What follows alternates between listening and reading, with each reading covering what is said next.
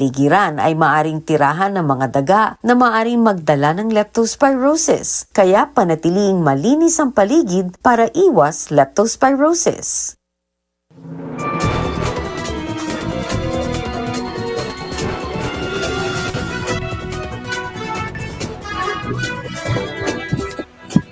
Hi, Chiki. Can we just give him a round of applause? I mean, let's give Carlos Yulo a round of applause, mga kapatid. Yes. Anong place ba, Jovi? Very, very close. No? To sayang. Pero wala naman sayang. It was still a good effort from Carlos Yulo. Alam mo, wala pong mapapansin kay Carlos Yulo. Ang MVP group, pati ang ating network ay talagang sumuporta na.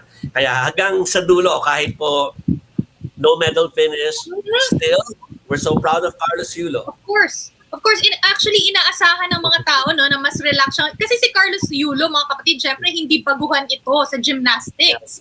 No? In fact, siya yung world champion. He is a world champion. Yes, correct. Gold po. First po, gold medal for gymnastics sa mga Pilipino. Pero mga kapatid, we were hoping no, na mas relax siya ngayon. Pero syempre, kapag ikaw ay naandoon na at nakikita mo na yung iba't ibang nationality na magko-compete laban sa'yo sa gymnastics, hindi biro po yun. Our commentators a while ago maganda yung ni-note nila, no? The landing and plus the extra steps may have been the culprit dun sa kanyang konting points away from the bronze, ano. Kaya lang pag ni-rewind po nila yung turns at saka yung lift, yung talon niya, they were really good. Oh, I mean, ang ganda nung performance. Yun lang talaga, meron lang step after the landing, no? So, Carlos, we're still proud of you. Yes. No? Yes. Proud. Okay. Definitely proud. Proud to be Pinoy at maraming salamat, Carlos.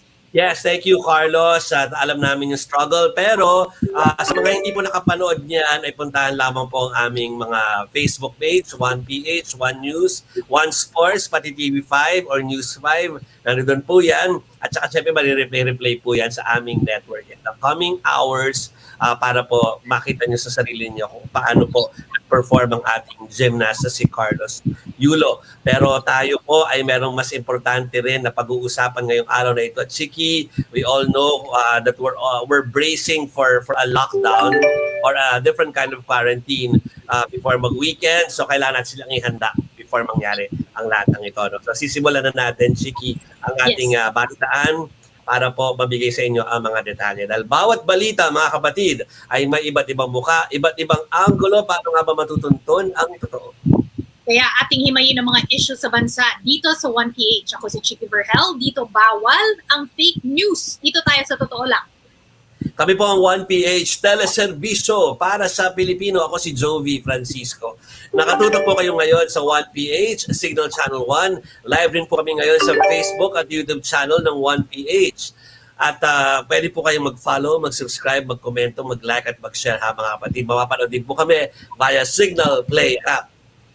Mag-register lang po ng libreng account sa www.signalplay.com. At syempre, napapakinggan din po tayo sa Radio 5 92.3 News FM. Ngayon mga kapatid, kung merong PBA po, nasa Radio 5, wala po tayo sa Radio 5. So this Wednesday, pero ngayon we are.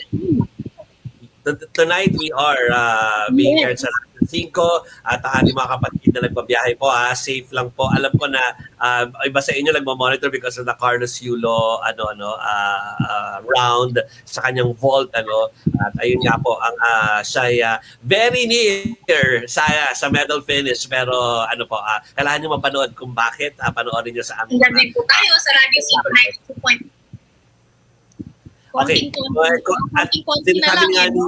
Sinabi ni Chiki na, ngayon nasa Radyo 5 tayo, pero meron pong changes kapag Wednesday at saka Friday.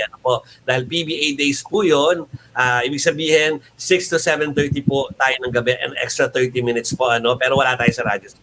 6:30 hanggang 7:30 naman po tuwing Lunes, Martes at Huwebes. Actually, we started late because hindi lang po yung mga staff namin o producers namin, pati po kami ni Chiki ay nanood no Carlos Yulo Vault dahil we were really rooting for our kababayan.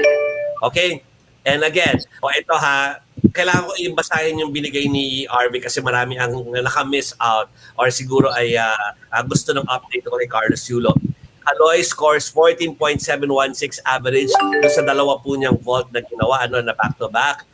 At ang finish na ay fourth. Actually, napakalapit po doon sa doon sa third placer. He almost made it to the podium pero not bad, sabi nga po ng maraming nanonood kanina. Maski si Chiki, di nang paniwala. Not bad. Isa pang palakpak. Okay. Isa pang palakpak. Proud na proud, siyempre. Proud pa rin kami. Pero ito na nga po, yan na po ang update ko kay Carlos Yulo. Tandaan nyo, bukas is another big day for Philippine sport at saka sa Olympics. Kasi po, yung mga lalaban natin, mga iba pang atleta. Si EJ, pati po ang mga boxers natin. So abangan nyo po yan sa aming network. Okay? Kailangan natin umpisahan, Chiki. Yes. Ang ating balitaan po sa COVID-19. Ano po, kung napapansin niyo po, kami po ni Chiki ay nasa mga bahay namin. So, ibig po sabihin na naghahanda na rin po kami para doon po sa mangyayaring mga pagbabago na dadalhin po nung order na tayo from August 6 to 20 na lockdown. Pero it's like days away tayo from that. Kailangan tayo sabay-sabay na maghanda. Okay? Puntahan muna natin ang nangyayari sa Cebu. Chiki, dahil punuan na nga ang ilang ospital sa Cebu City, sa dami po ng COVID-19 patients na kailangan po mai-admit. Sa report po ng The Freeman, kanya-kanya dala muna ng oxygen tanks ang mga pasyente sa isang pribadong ospital habang naghihintay ng bakanting kama. Ang iba po sa kotse naghihintay habang iba pa ay napilitan na lang maglatag ng higaan sa may hallway ng ospital. Ayan po yung mga litrato pong nakikita nyo ay mula sa The Freeman na partner po ng One News at 1PH. At sa kabila po nito, pinayagan ng IATF ang apela po ng Cebu Province na ibalik sila sa GCQ with heightened restriction. Mula sa naunang inanunsyo na dapat sila po ay modified ECQ.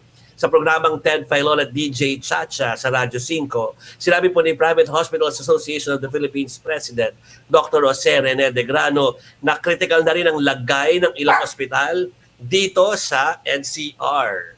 Inaasahan naman ito na makakatulong ang ipapatupad na ECQ para po makontrol yung kapasidad nga na tinatawag sa ating mga ospital. Pakinggan po natin siya.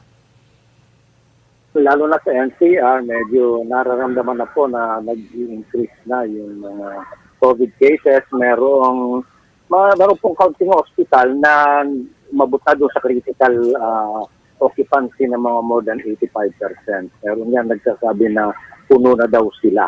Kaya yun po, medyo yung pong inaasahan natin na itong lockdown in a few days time ay makakatulong na malaki sa atin.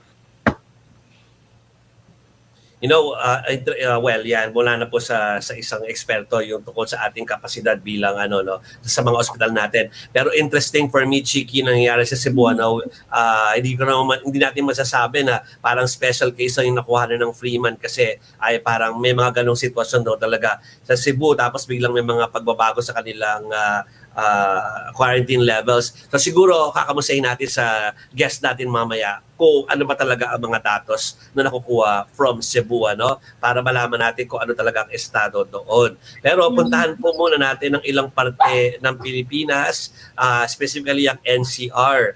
Record high po ang 1,740 new cases na naitala sa Metro Manila noong July 31 since last May po yan. Ayon sa Octa Research Group, tumaas ng 1.52 ang reproduction number. Ibig po sabihin, kada dalawang infected hanggang 3 tao po ang pwedeng mahawa. Uulitin ko po yun.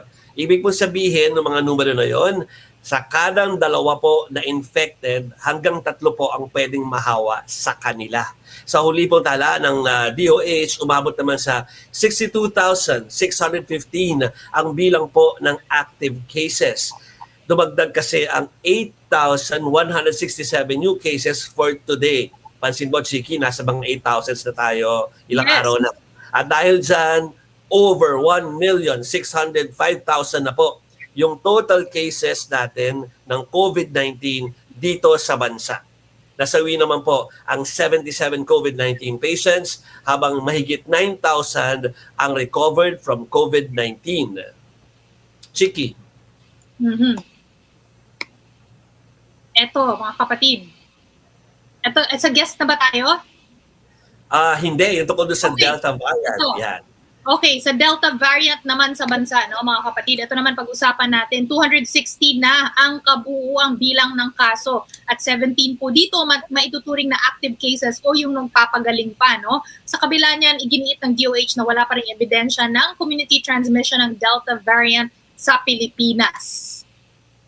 Okay. Before we welcome in our suki na guest, gusto ko lang pong pasadahan ng kaunti. Kasi nabigay tayo ng mga numero, no? Chiki, baka na ba sabihin na nanakot lamang tayo, no? We will crunch the numbers later on. Pero gusto ko lang sabihin, sa report po sa Frontline Pilipinas ni Marian Enriquez, na-interview na po ang mga eksperto. Di ko naman i-name kung sino-sino, although we know kung sino-sino sila, no, dahil binigay ni Arvic sa atin. Pero lumalabas po doon, kung meron mang silver lining or good news dito, yung po mga nabakunahan na, ay kahit na sila po in ospital ay hindi kailanganin pumunta ng ICU, o kaya karamihan po nung mga tinatawag na nasa ICU ngayon ay yung mga hindi pa po bakunado. So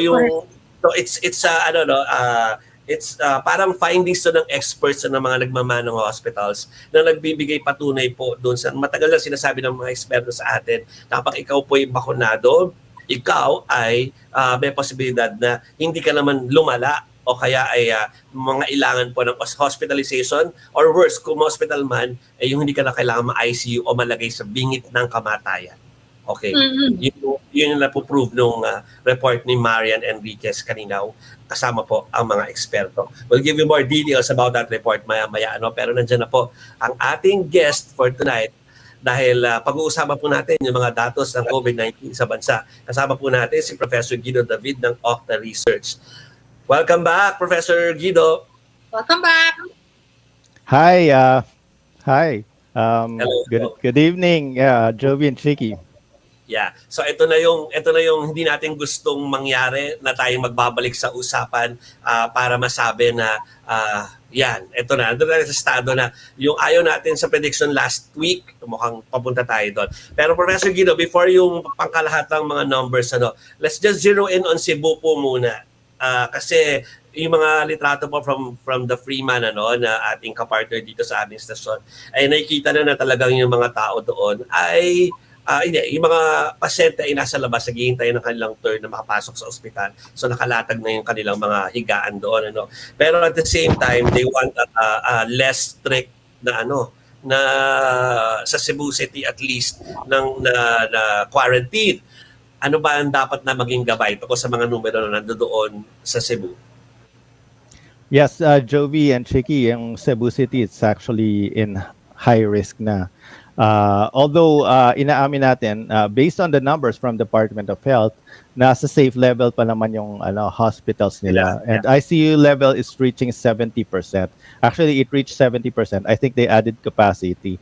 Kaya nasa 70% na. But sometimes there's not an exact congruence sa numbers na nakikita natin with what's happening on the ground. Nakita natin na last March, yung numbers sa hospitalization, sa hospital utilization suggest na okay, we're at 70% or something. Pero on the ground, most hospitals nagsasabi puno na and then wala nang mapuntahan na hospitals or na mapasukan na hospitals.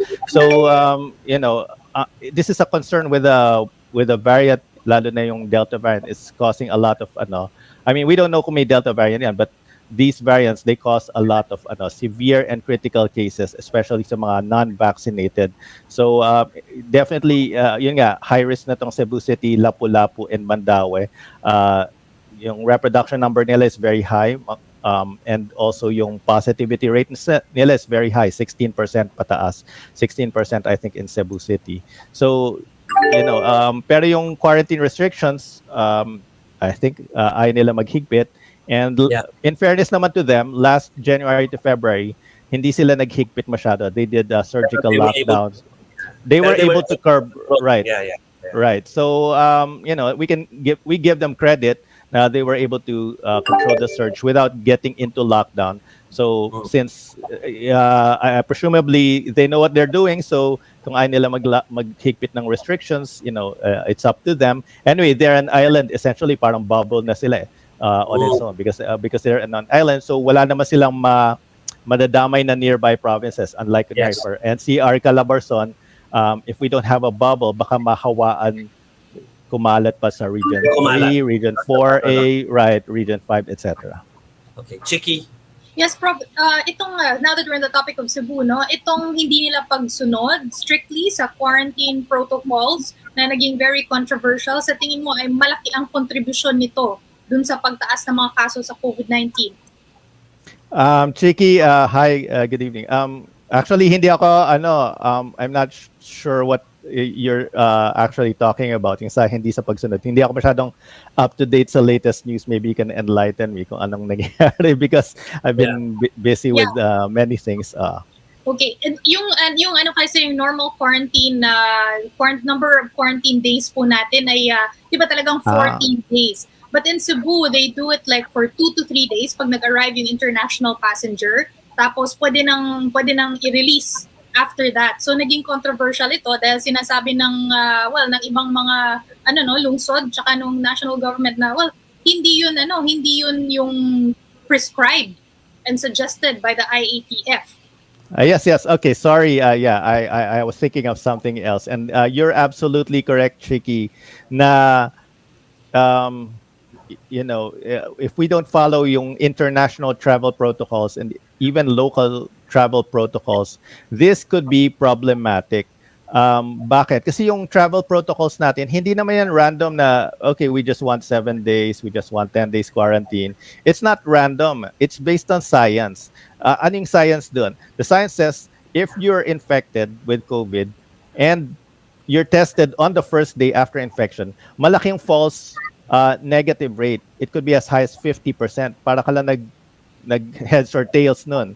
But if you test on the 7th day or 5th day to 7th day, mataas na yung reliability ng PCR testing. And yun yung science-based. That's why we generally test on the 7th day and then try to have yung complete quarantine for international travelers. And one traveler with COVID na makalusot, mag-false negative but carrying the virus, that can start an outbreak. I mean, andito na tayo before sana, travel restrictions are very important. And that's why we were very hopeful earlier, in July na wala pang Delta variant. We were hoping na, maybe we can escape this and not be like Malaysia or Thailand na napasukan ng Delta variant. Pero, as it turns out, nakapasok din. But at least right now, we're trying to manage this earlier sa NCR.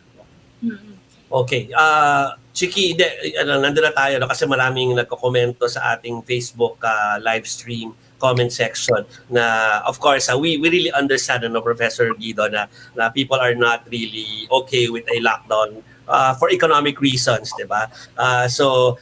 Pero anyway, andyan na tayo. Nandun tayo sa punto na yun na yung dineklara ng ating gobyerno. Mangyayari na ito. Nangyayari lang actually now, pero maging stricter pagdating ng Friday, mga kapatid. So para lang mapapaliwalas sa kanila, ano ba yung magiging benepisyo ng pagla-lockdown natin, specifically sa ating healthcare system, pati po doon sa mga komunidad. Right. And maraming nagagalit sa amin because we recommend the lockdown. Hindi naman kami pro-lockdown actually.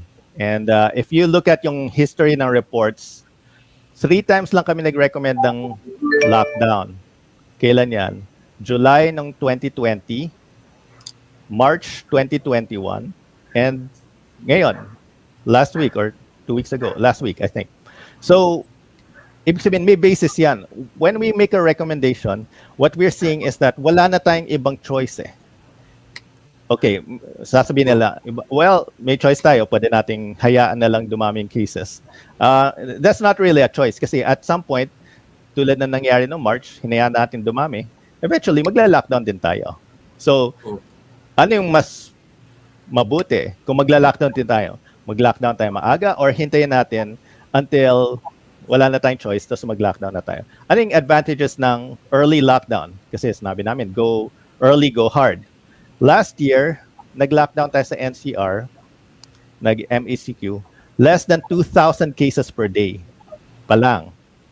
Ang result nun, yung lockdown natin, 2 weeks lang. After 2 weeks, na-control na natin yung cases. Bumaba na siya.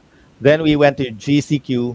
We had GCQ from September until February this year. Matagal. I mean, even the Christmas. I mean, okay, medyo restricted yung na cottage, GCQ, but it's still a fairly open economy. Naka-reopen yung mga businesses natin. So 2 weeks lang yung lockdown.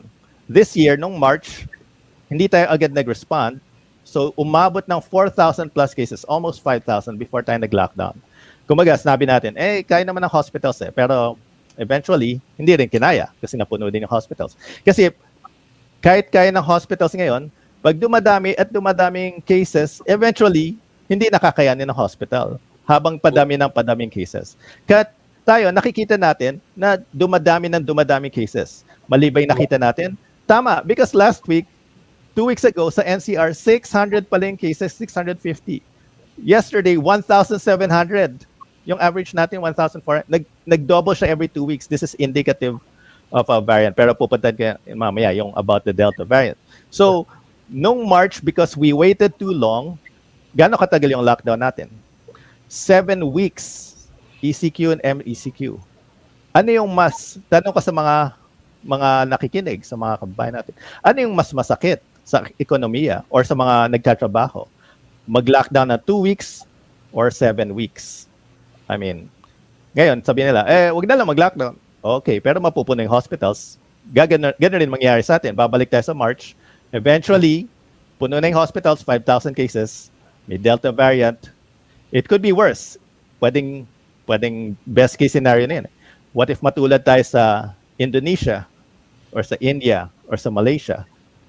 In other countries, may mga mass graves na sila. That could happen if we're not careful. So ito, we think about everything. Ito yung sa tingin natin, yung recommendation namin, the best course of action scientifically and based on history. Kasi kung inulit natin yung mga pagkakamali natin noon, hindi tayo natuto. Kung hintayin natin ulit, matagal bago tayo might as well do it early. At least kung 2 weeks lang, tapos na. And then we have September, October, November, December. Pag nalunasan na natin itong Delta variant, we're not seeing another variant threat sa buong mundo ngayon. Puro Delta. Everywhere Delta. So walang bagong mutation. Plus, by maybe September to October, baka nasa population protection na tayo. 40 to 50% fully vaccinated. At that time, mas mahirap na magkaroon ng surge. We'll be able to control it. I really think we can, basta malunasan lang natin to. I know yung mga business owners, some are on board dito sa idea, some are not, pero nananawagan tayo for unity. Let's all help each other. Let's work. We have a common enemy. And, pag nalusutan na natin to, wala na tayong kalaban, natalo na natin yung Delta variant. Let's work together to restore the economy. I think tataas yung consumer spending. Businesses will be able to recover. I'm very confident about that. Kasi ganun nangyari sa US Once nag-open up sila, yung mga tao, a lot of them miss the simplest things in life. Kakain ka sa labas, with friends, meeting up with friends, drinking with friends, partying. So, babawi sila baka every week, a party or every day pa nga, ganon. Ibig sabihin, it will be good for the economy. It will be good for businesses. And plus, ang isang based sa paper na chinek natin, na sinulat ng IMF, aside from yung early lockdown is better, pag lusatan na natin yung variant na to, yung virus, yung Delta variant, and marami ng bakunado, and babalik na yung confidence din ng mga tao. A lot of people hindi lumabas for the past 1 year. I mean, lumalabas sila, pero, very, very limited yung paglabas nila. Kasi walang confidence May takot But if we can bring back the confidence dahil mawawala ng virus, marami na vaccinated, lalabas na yung mga tao, that will further, yung economy natin, mas lalong mapupush up, makaka-recover tayo. So I hope, from that point of frame of maintindihan ng mga kababayan natin why we recommended it. Hindi to, we're not, hindi naman, we're doing this as public service. Hindi naman yun, okay, gusto lang natin mag-lockdown. We only recommended 3 times. every time we were correct kasi yung projections namin, nakita na tumataas yung cases. Yeah, totoo. And with that, magpapasalamat muna kami, Professor Guido. And actually, may follow-up question pero nasagot niya na. So thank you very much, Professor Guido, and we'll see you soon. Mas magandang balita naman siguro next time. Yeah. Hopefully, yes, within 2 weeks, baka okay na. I mean, magtulong-tulungan tayo. So thank you, Jovi and Shiki. Good evening. Thank you. Okay. Again, we have another guest para po mapag-usapan naman yung tungkol sa ating community quarantine na medyo issue po sa karamihan sa mga nanonood po sa amin ngayon sa live stream at nagko-comment sila about it. May mga pag-aangal sila about the use of the word lockdown, the use of the word quarantine. Actually, sa mga rules po na nakikita natin na binibigay po ng IATF pa isa-isa, we are heading for a stricter quarantine po na close to that lockdown. Semantics lang po yan, pero yun po, kailangan po mag-stick to by Friday. Actually, pati ang pag-anunsyo ng curfew ay simula na magiging mas maaga ng 8 p.m. ulit. So ganyan. So, kailangan po nating pag-usapan yan. Pero we understand you. Alam din namin na kailangan din po na kung ikukulong ang mga tao sa mga bahay ay may ayuda. We are for that and we've been pushing for that. Dapat naman talaga. Pero wag nyo isipin na ginagawa namin to kasi merong isa nagkomento na para po kayo ay takutin. Wala po kami dito kasi nagsusolang daw tayo ng fear, not necessarily po. You will just have to ask your health officials dyan po sa mga barangay ninyo para malaman ang katotohanan. Hindi na po sa amin. Doon na kayo magtanong para po malaman nyo ang nangyayari ngayon sa ating bansa health-wise. Okay? Huwag po kayong mag-akusa na gusto na namin kayo. Kasi 1.5 years na tayo nasa business of sowing fear. That's not true. We're giving you information para magabayan kayo. Okay? Sa Friday pa nga po, August 6, ang umpisa ng Enhanced Community Quarantine dito sa Metro Manila. Pero ngayon pa lang mas mahigpit na po ang mga checkpoints papasok ng NCR. Totoo po yan, na-check na namin yung kagabi. Naipit po sa traffic ang mga motoristang nasa San Mateo, Batasan Road kaninang umaga. Yan. If that doesn't look like a lockdown to you, kung sino man yung nagsasabi sa aming Facebook page kanina, I don't know kung ano pa. Naipit po sa traffic ang mga motoristang yan na nasa San Mateo, Batasan Road kaninang umaga po. Pinatigil kasi sila ng mga pulis para hanapan ng ID at itanong kung saan sila pupunta. Nagtaka ang ilan, bakit ang higpit na agad hindi pa nga naman daw tayo under ECQ. Sagot po ng mga pulis, gusto lamang nilang assure na authorized persons outside residence o APOR ang lumalabas po ng bahay. Sinabi rin ng DILG na dapat siguraduhing limited ang paggalaw ng mga tao, lalo na po't may banta ng Delta variant. Pakinggan niyo po ang opisyal natin. The general rule is yung paggalaw po ng mga tao ay lilimitahan natin at ang paglabas nila ay para lamang to access essential goods and services or kaya pupunta sila sa tindahan para bumili ng pagkain o kaya naman pupunta sa ospital o bibili ng gamot, no? Or sila po ay nagtatrabaho sa mga negosyong pinapahintulutan nating mag-operate. Okay, so ayan po unti-unti sasabihin namin po sa inyo ang mga pahayag po ng pamahalaan para po alam ninyo kung ano talaga ang nangyayari. Ito po ang dagdag pa ng PNP sa kanilang po mga pahayag. Asahan na daw Chiki, yung mas stricto na border control. Di ba? It only happens pag may ECQ talaga or the original lockdown we experienced before. Pag August 6 yan magkakaroon ng strict border control. Suportado po ito ng DOH. Kapag daw kasi hinigpitan nila ang social mobility ng publiko, isipin niyo hihigpitan yung social mobility ninyo na kasama sa publiko. Mas bababa ang tsansa ng transmission na mas nakakahawapong Delta variant. Pakinggan po natin.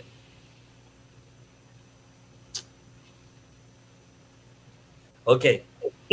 At mapababa po ang bilang ng mga nagkakasakit. Transmission increases as more people go out and mix together. Okay, para po makakuha tayo ng karagdagang impormasyon tungkol sa pagpapatupad ng ECQ protocols na malapit na po sa Friday pero may mga changes na po nangyayari. Simula pa nung weekend actually, Chiki, kung lumabas ka nung weekend, naramdaman mo itong medyo na weekend pa lamang. So makakasama po natin si Joint Task Force COVID Shield Commander Ephraim Dickson. Sir Ephraim, hello po. Good evening. Magandang gabi po, Sir Chiki, Jovi po. Ma'am Jovi. Chiki, and Okay. Sir Jovi. Good evening. Sir, well, yung concern po ng marami, sa Friday pa nga naman po talaga yung official na pag-undergo natin sa ECQ, pero naintindihan ko rin naman kung nag-inanunsyo na to ni Ginoong Eliazar. Pero bakit daw meron ng pagpuputap ng checkpoint sa mga borders as early as today or last night? Well, actually, nag-umpisa po ang ating border checkpoints o mas pinaigting na border checkpoints magmula po ng 12:01 ng 1 August 2021 at ito po ay batay sa kautusan ng aming SILG at ang ating Chief NP na magpairal ng mas pinatindi o pinaigting na border checkpoints sa mga hindi apor na lalabas at papasok dito sa NCR Plus Bubble. Ito rin po ay napakapaloob sa IATF Resolution number 1230-8. Kaya ito po ay nagawa at ginawa ng aming na-deploy ng mga personnel dito sa NCR Plus Bubble kahapon at hanggang ngayon po ay Okay. Naku, medyo nagpo-pause lang ang ating guest si Commander Ephraim. Commander, follow-up question lang po ako bago kayo, baka kasi maputol tayo. Yung follow-up question is, nakita namin yung mga videos kanina, ito parang throwback to nakaraang taon.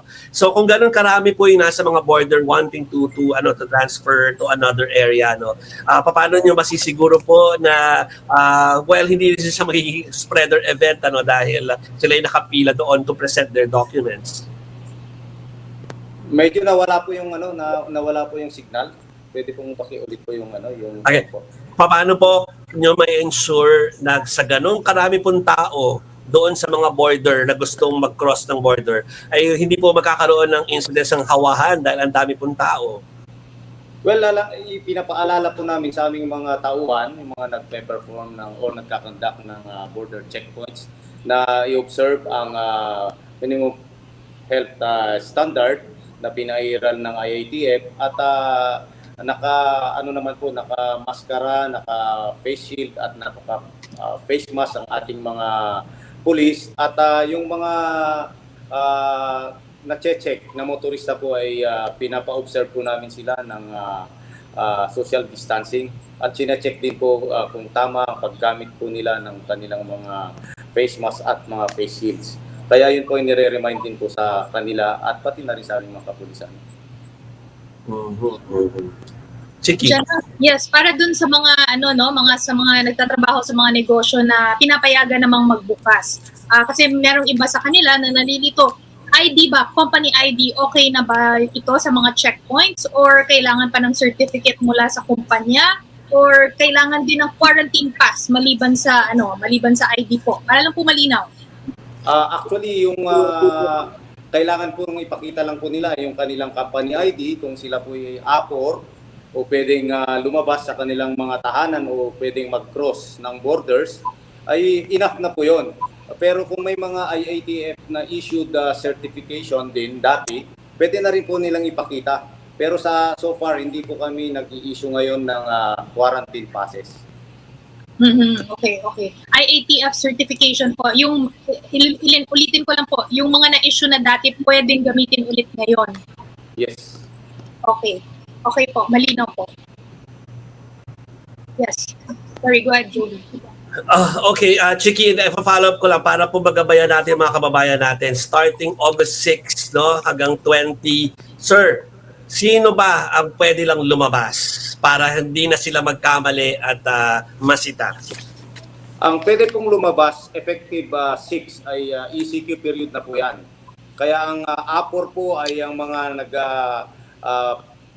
persons involved in basic services, yung mga nagtatrabaho sa mga medical hospitals, mga security guards, funeral parlors, o yung mga daily essential, mga persons involved in daily essentials, tulad ng bangko, hypermarkets, supermarkets, groceries, convenience store, at yung mga nagde-deliver din po ng mga cargos, yung mga delivery services ng pagkain, tubig, medicine, and other basic needs.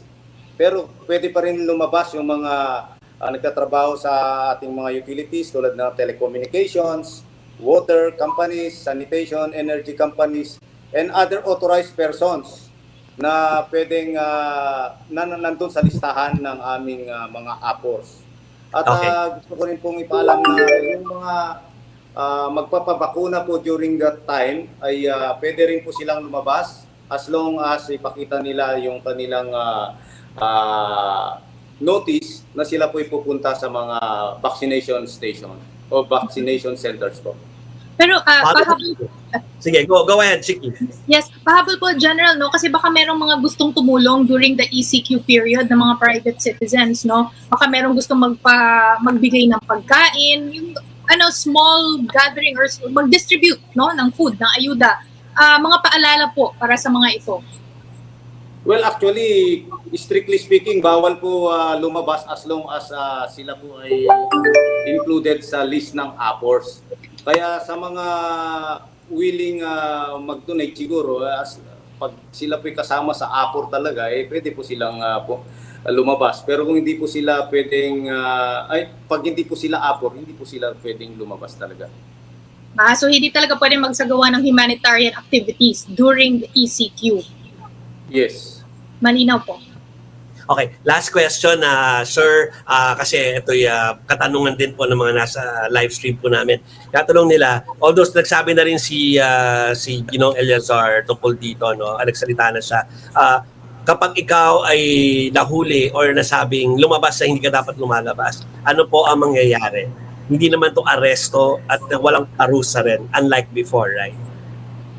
Yes, pagsasabihan namin sila at sinabihan po naman namin ang ating mga PNP personnel na nagkakandak o nagtatrabaho bilang police visibility patrollers o yung mga nagpupunta sa mga point of convergence na ina-expect natin during the ECQ na pagsabihan at pauwiin ang kanilang mga mahuhuli unless ayaw pa rin, then i-hold namin sa aming holding area na pwede naman silang mapangaralan po.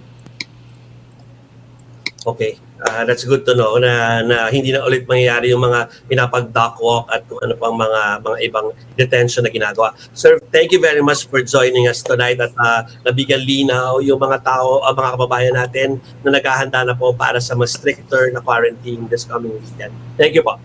Maraming salamat po. Stay safe. Magandang gabi po. Okay, Chiki, basa tayo.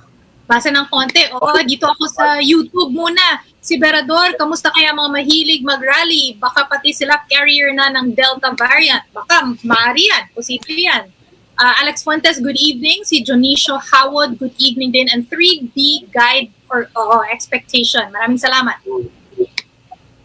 Okay. Dito naman, saan pa, Chiki? Go ahead. Dito naman tayo very quickly sa Facebook. Apple JM, si Mark Dorosan, Robert Yu, Ibarra de la Cruz, Praise VPH. Good evening sa inyo. Marami pa po dyan ang nakikinig at nanonood sa atin. Again, we really understand, Chiki? Itong, appear muna tayo dyan. Appear, Chiki, no? Okay. Pala, appear. Seriously, we really understand yung discomfort ng mga kababayan natin, yung abala sa kanila ng mangyayari pong 2 weeks na quarantine or lockdown na may tuturing. Pero sinabi na ng mga eksperto at ito yung naging desisyon ng IATF. Sana lang bigyan sila ng tulong. Oo. At yun naman talagang wino-workout ng gobyerno, di ba, Jovi, last week nakausap natin. Sinasabi, naghahanap na ng pondo, kaya hindi pa mabigay ata yung guidelines dahil hindi pa malinaw masyado kung saan talaga manggagaling yung pondo. Pero meron naman daw, may pagkukuhanan mga kapatid. Antay lang tayo ng guidelines para sa ayuda. Mga kapatid, magbe-break lang kami ng konting-konti. Pagbalik po namin ay may mga detalye naman pamito ko sa Olympics at syempre makasama natin si MJ Marfori. Magbabalik po ang STL.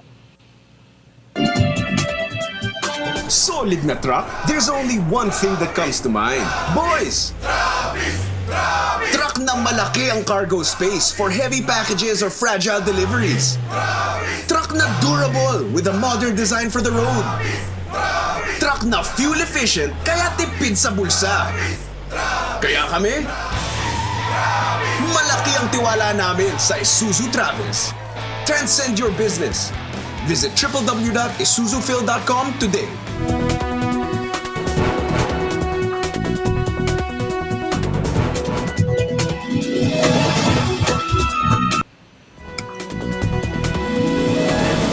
Hi, Chiki. Yes, welcome back mga kapatid dito sa Totoo Lang. Ako po si Chiki Verhel. Kasama ko ba si Jovi Francisco. Nandito po kami hanggang 7:30. Ayan, eto na po. Sa ano na po tayo? Saan na ba po tayo? Olympics. Sports na po tayo mga kapatid. Eto ha. Wala dito. Okay, go muna Jovi. Ayoko mag-antay Ito sabi kasi ng ating producer, basahin natin itong nangyari po kay Not, maybe not this time, ang sabi ng mga pundits, bigo po kasi na umabante sa semifinals ng Tokyo Olympics ang Pinay sprinter na si Christina Not dahil huli siyang natapos sa kanyang Heat 7 ng women's 200-meter event. Ito po ang Olympic debut ni Not. Nakarating siya sa finish line sa loob po ng 23.80 seconds. Mabilis kung tutusin. Muna tayo sa boxing, Chiki. Naging emotional po yung pamilya Epetesio matapos manalo si Nesty sa semifinals boxing match. Nung Sabado yan, isa ako sa mga cheer ng cheer, no? At first po, dehado si Nesty laban sa Italian boxer na si Irma Testa. Pero mas naging aggressive siya sa rounds 2 and 3. Pero ang mas naging aggressive siya doon sa round 3 po, Kaya naman ang i-announce sa panalo ni Nesty via split decision, napaiyak po siya at pati na rin yung pamilya niya ay talagang sayang-saya po sa nangyari. Makakaharap siya sa gold medal match bukas ng Japanese boxer na si Sena Airi na 3 beses na niyang nakalaban kung saan 2 beses siyang natalo.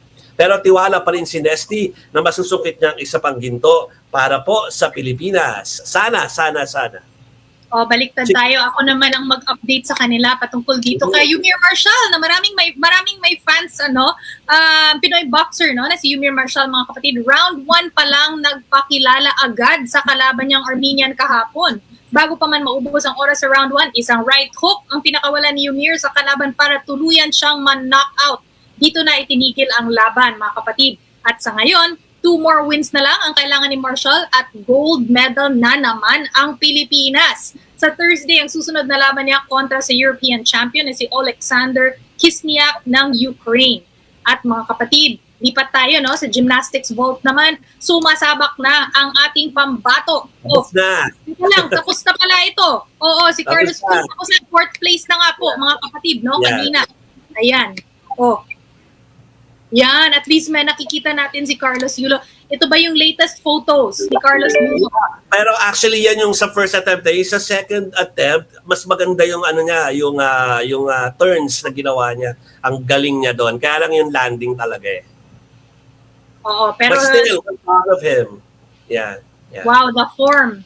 Gusto ko yung form. Anyway, proud pa rin kami. Paulit-ulit namin sinasabi, proud pa rin kami ni Jovi sa tayo, Carlos. Maraming salamat. Eto, usapang showbiz na ba? Gusto niyo na ba usapang showbiz? Kasi ako excited na ako. 7:24 na kasi.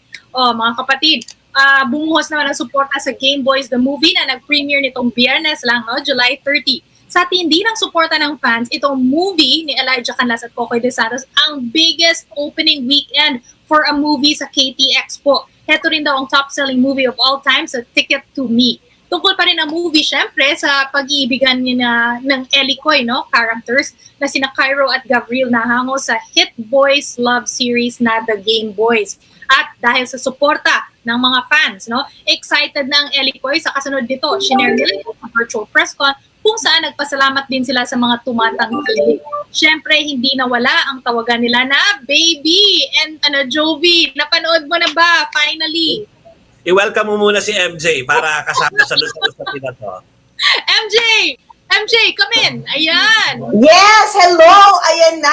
Actually sa Olympics pa lang involved na ako. palakpakan muna natin ng si Carlos Yulo pa rin, saka ibang atleta natin for the performance today. Extend natin, palakpak natin kay Sir Percy. Sobra! Alam mo, kanina nga sa traffic, syempre, One Sports yung pinapanood ko, di ba? Talagang nakatuto nga, napapaano nga ako, baka mapa-gymnastics na ako ng di oras. Yun yung naabutan ko dahil ubod ng traffic this week, mga kapatid. Start of the week, kaloka. Alam ni Chick yan, nakita niya ako kaninang kumakaripa sa Idol in Action. Hingal! Hindi ka kahingal! At nagbabla-live pa rin. Wala, sumayaw pa.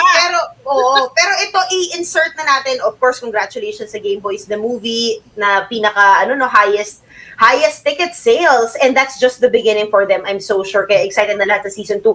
Pero, eto naman, yung Buko Channel nag-live na kanina at 4 p.m. So, tayo nasa 1 PH. Pag-akyat nyo. Yan. Oo, pag-akyat nyo. Channel 1, Channel 2. 2. Yes, Satellite Channel 2. Gusto lang natin sabihin niya kasi nag-media con din tayo kanina kasama ng mga bossing natin si Sir Robert P. Galang and si Direk Mike Toviera. Kasama si May Mendoza, nasa taping ng Main Goals ngayon, ng hashtag Main Goals. And nakakatuwa, dahil ito na nga, live na 6 years in the making pala itong channel na ito. Ang tagal pala na pinagdaanan. Nakala ko naman dahil nung pumirma sila ng 2019, shortly before that lang nila to naisipan. Hindi pala.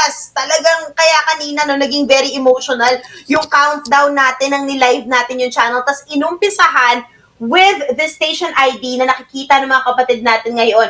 After nyan, Pidol's Wonderland. And in a bit, pag-end ng sa totoo lang, hashtag Main Goals na pala sa Buko Channel. Ang Buko Channel po, buhay komedya, kaya Buko. And you can also look at it as something refreshing that makes you feel good. Yun yung ibig sabihin niya, kasi kanina tinatanong ng mga kapatid natin sa press, bakit Buko? Nakakatawa ba yung Buko? Hindi. Hashtag buhay komedya, it's something deeper than that. And it's something that makes you feel fresh, makes you feel good. Tawang-tawa ako dyan sa sa station ID kasi nagra-rap sila at kinakarir talaga nila yung pag-rap nila, Jose Manalo. I'm so happy na kasama ni May si Chamito. Chamito ba pangalan mo? Basta yun. Yes, dalawang komedyante. Yeah. And abangan pa nila kasi yung mga iconic, like yung Wow Mali, pinapanood din doon kanina, nilabas.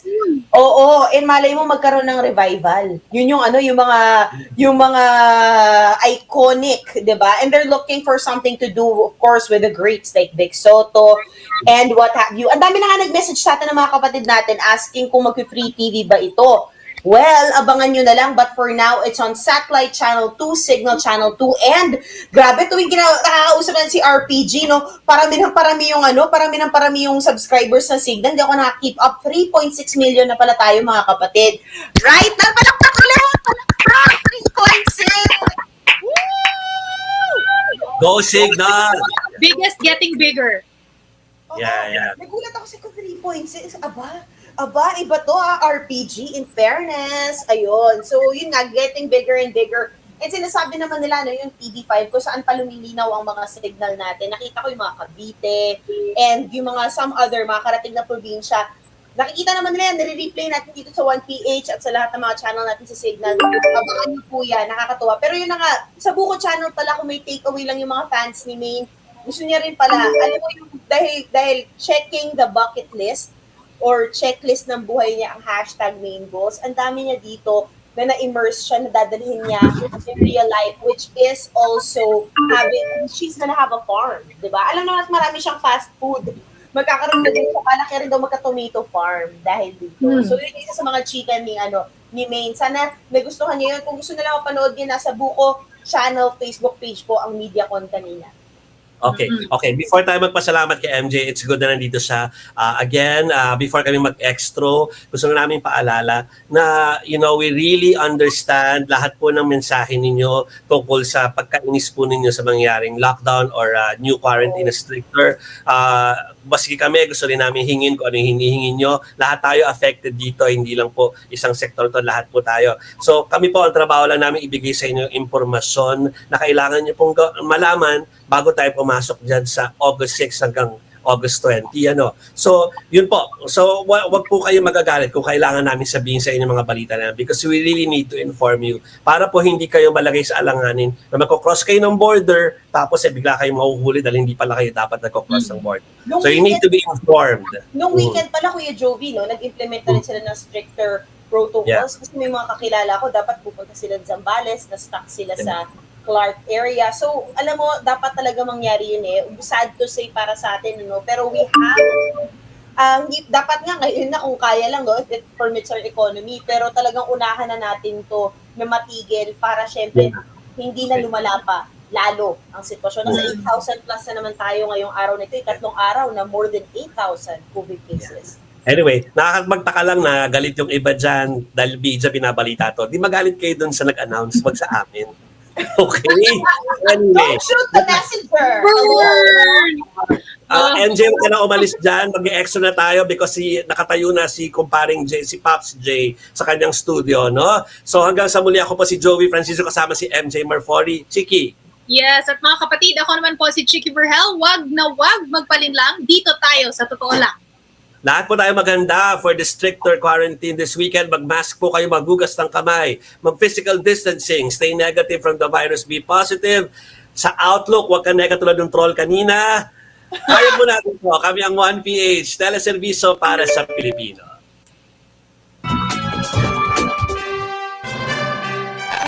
Broadcasting live from TV5 Media Center. 25,000 watts ng balita, impormasyon, serbisyo, DWFM, Radyo 5, 92.3, News FM.